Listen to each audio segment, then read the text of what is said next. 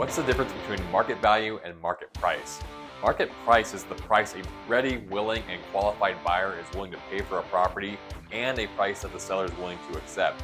It's based on supply and demand, condition of the property, and similar properties that have been sold in the surrounding area. Market value is an opinion of what the property would sell for in a competitive market based on the features and benefits of the property, the overall real estate market, as well as supply and demand and similar properties that have recently sold. The value of a property may differ between the perspective of the buyer or the perspective of the seller. For example, a seller may value their pool in the backyard as being a great benefit to the property.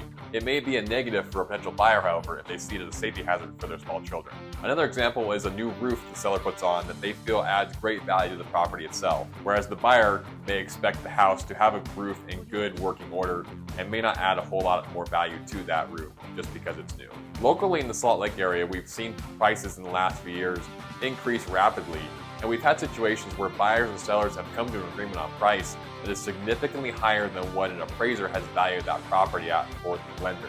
What happens in that situation? The appraiser has been hired by the lender to determine the market value of that property as an assessment of risk for the lender. Now, the buyer and the seller may be willing to come to an agreement on a price higher than appraised value, but that's when we see the lender ask the buyer to bring in the difference between the appraised value and the market price, or the purchase price, out of their own pocket in cash, because they're not willing to lend past a certain amount based on the opinion of that appraiser.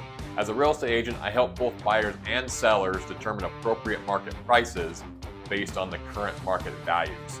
That helps them accomplish their goals of being able to buy a home that they love, or perhaps sell a home for the most amount of money possible, and help each of them get to where they need to go. I'm Richard Jones, your wealth creating realtor. This has been Wealthy Wednesday. We'll see you next week.